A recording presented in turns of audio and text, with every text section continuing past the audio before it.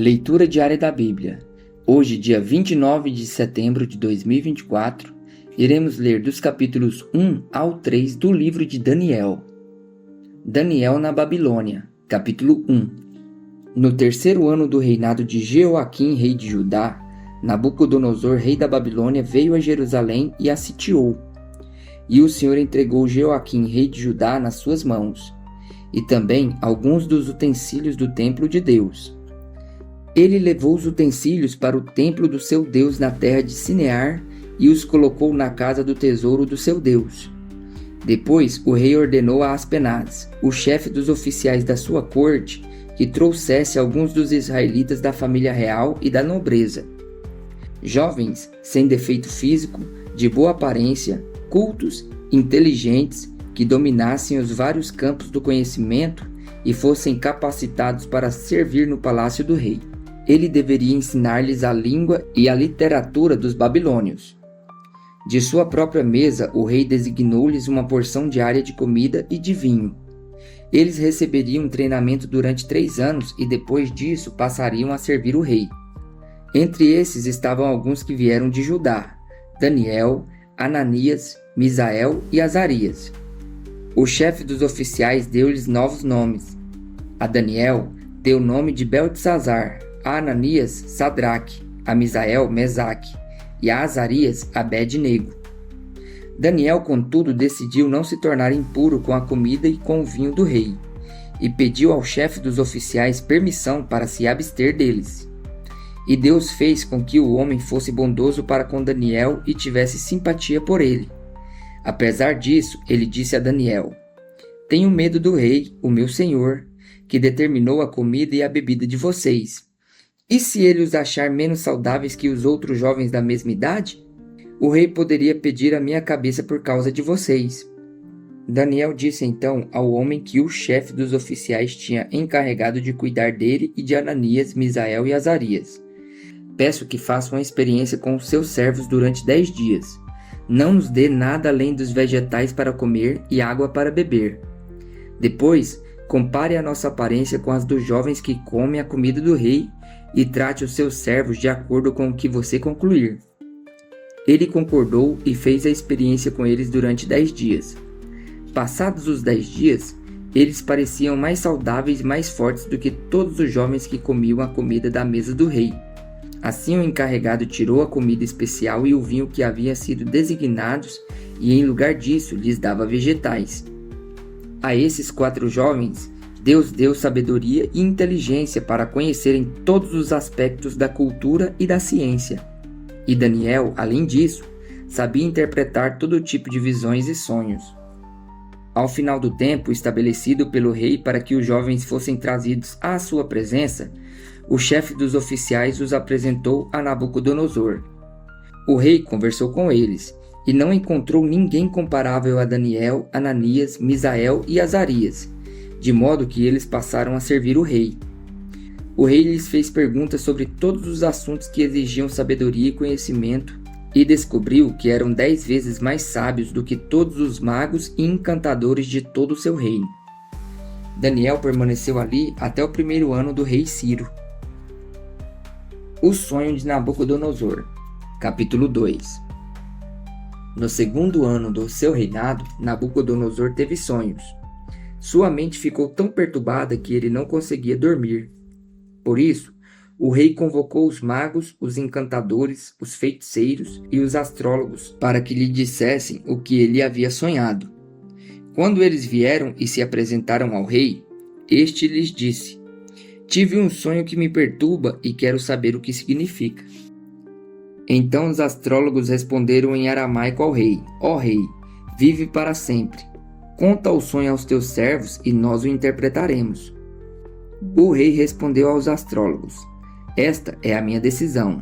Se vocês não me disserem o que foi o meu sonho e não o interpretarem, farei que vocês sejam cortados em pedaços e que as suas casas se tornem montes de entulho. Mas, se me revelarem o sonho e o interpretarem, eu darei a vocês presentes, recompensas e grandes honrarias.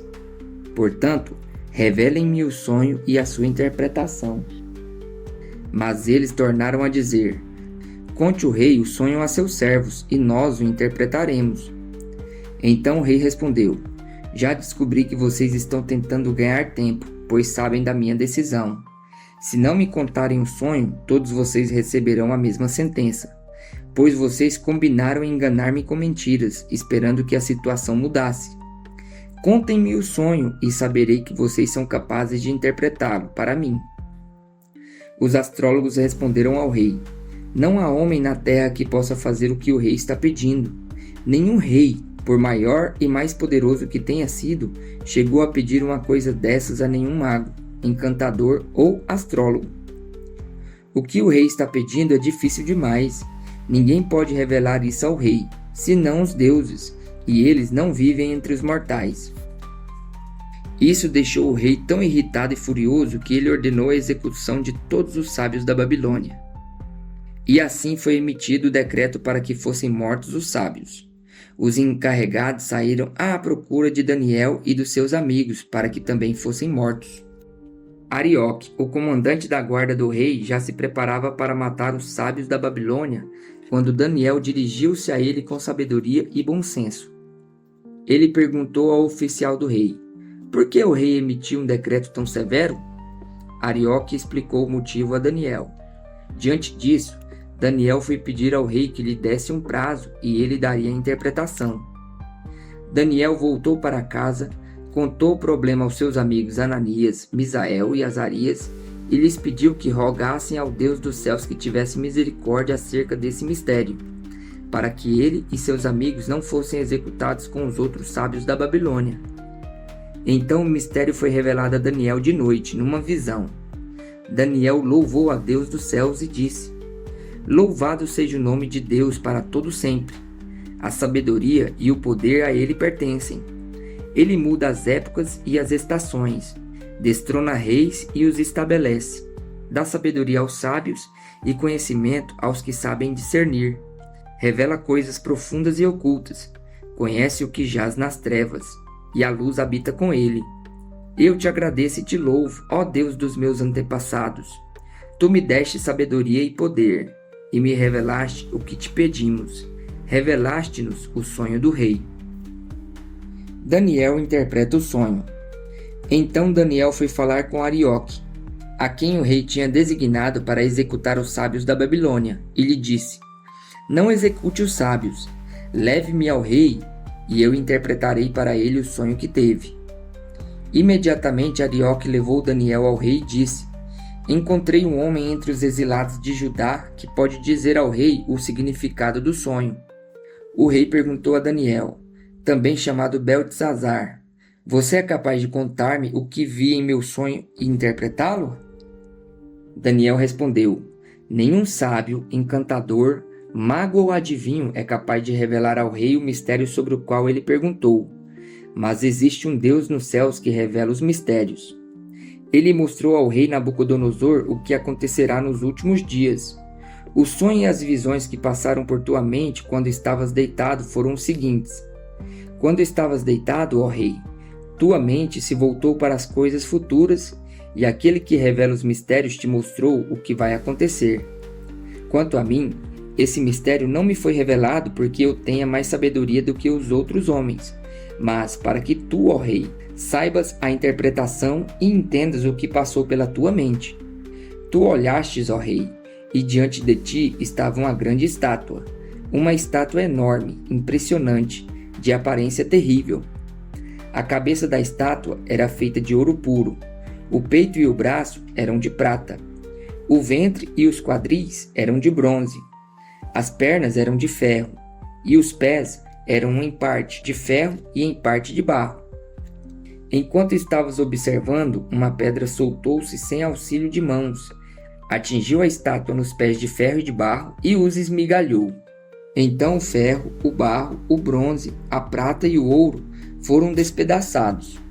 Viraram pó, como o pó da debulha do trigo na eira durante o verão. O vento os levou sem deixar vestígio, mas a pedra que atingiu a estátua tornou-se uma montanha e encheu toda a terra. Foi esse o sonho, e nós o interpretamos para o rei.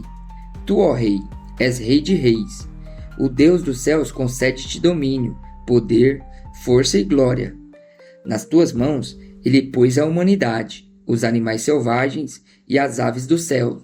Onde quer que vivam, ele fez de ti o governante deles todos. Tu és a cabeça de ouro. Depois de ti surgirá outro reino inferior ao teu.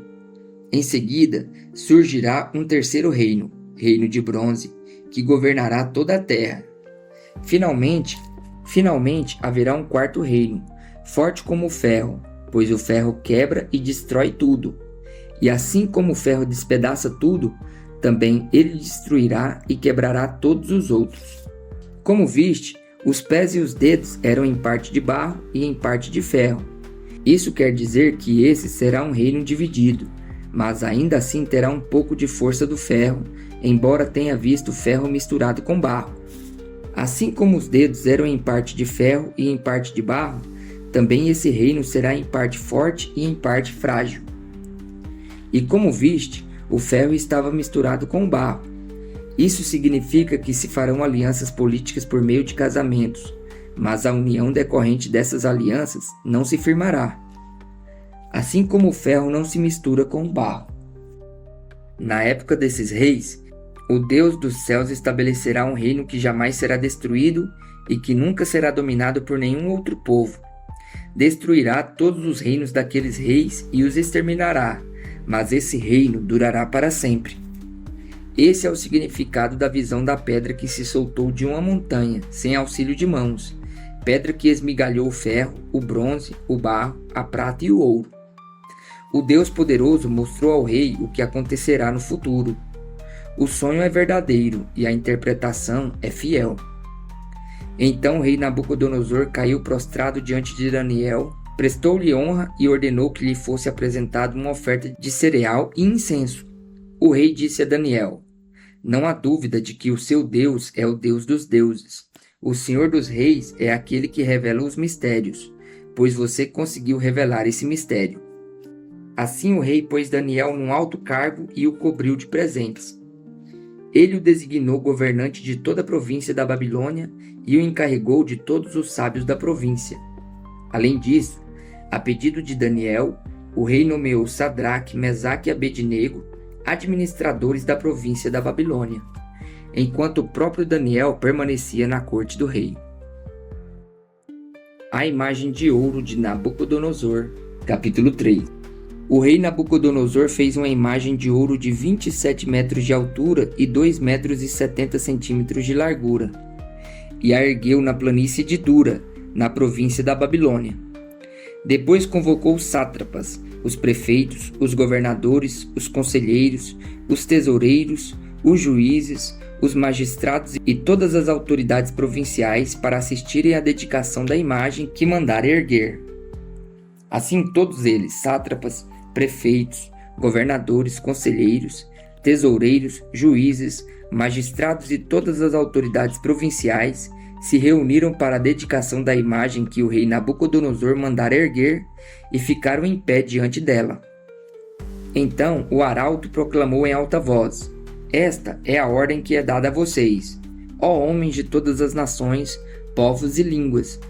Quando ouvirem o som da trombeta, do pífaro, da cítara, da harpa, do saltério, da flauta dupla e de toda espécie de música, prostrem-se em terra e adorem a imagem de ouro que o rei Nabucodonosor ergueu. Quem não se prostrar em terra e não adorá-la, será imediatamente atirado numa fornalha em chamas.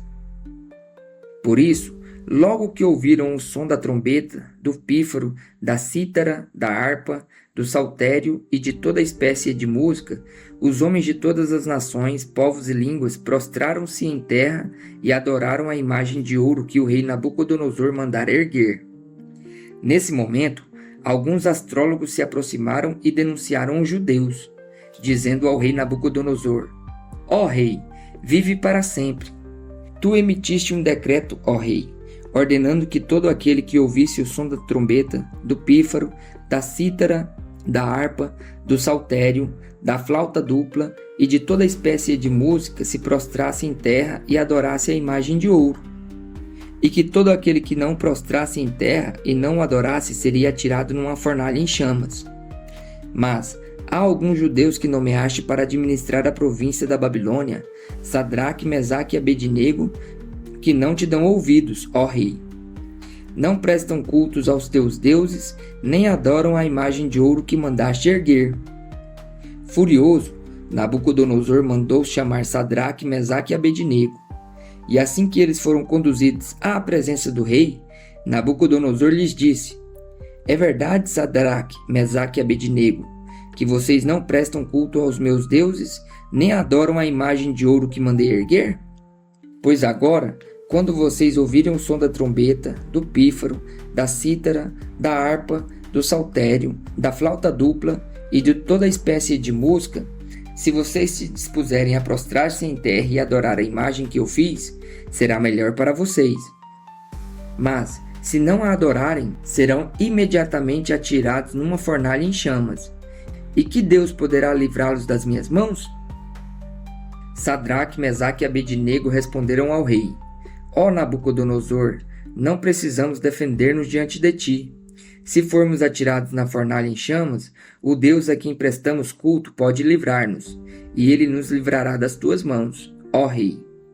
Mas se ele não nos livrar, saiba, ó rei, que não prestaremos culto aos teus deuses, nem adoraremos a imagem de ouro que mandastes erguer. Nabucodonosor ficou tão furioso com Sadraque, Mesaque e Abednego, que o seu semblante mudou. Deu ordens para que a fornalha fosse aquecida 7 vezes mais do que de costume, e ordenou que alguns dos soldados mais fortes do seu exército amarrassem Sadraque, Mesaque e Abednego e os atirassem na fornalha em chamas. E os 3 homens, vestidos com seus mantos, calções, turbantes e outras roupas, foram amarrados e atirados na fornalha extraordinariamente quente. A ordem do rei era urgente, e a fornalha estava tão quente que as chamas mataram os soldados que levaram Sadraque, Mesaque e Abednego, e estes caíram amarrados dentro da fornalha em chamas. Mas logo depois, o rei Nabucodonosor, alarmado, levantou-se e perguntou aos seus conselheiros: Não foram 3 os homens amarrados que nós atiramos no fogo? Eles responderam: Sim, ó rei. E o rei exclamou: Olhem, estou vendo 4 homens, desamarrados e ilesos, andando pelo fogo, e o quarto se parece com o filho dos deuses. Então Nabucodonosor aproximou-se da entrada da fornalha em chamas e gritou: Sadraque, Mesaque e Abednego, servos do Deus Altíssimo, saiam, venham aqui. E Sadraque, Mesaque e Abednego saíram do fogo. Os sátrapas, os prefeitos, os governadores e os conselheiros do rei se ajuntaram em torno deles e comprovaram que o fogo não tinha ferido o corpo deles, nem um só fio do cabelo tinha sido chamuscado. Os seus mantos não estavam queimados e não havia cheiro de fogo neles. Disse então Nabucodonosor: Louvado seja o Deus de Sadraque, Mesaque e Abednego, que enviou o seu anjo e livrou seus servos. Eles confiaram nele, desafiaram a ordem do rei, preferindo abrir mão de sua vida a prestar culto e adorar a outro Deus que não fosse o seu próprio Deus. Por isso, eu decreto que todo homem de qualquer povo, nação e língua que disser alguma coisa contra o Deus de Sadraque, Mesaque e Abednego seja despedaçado e sua casa seja transformada em monte de entulho, pois nenhum outro Deus é capaz de livrar alguém dessa maneira. Então o rei promoveu Sadraque, Mesaque e Abednego na província da Babilônia.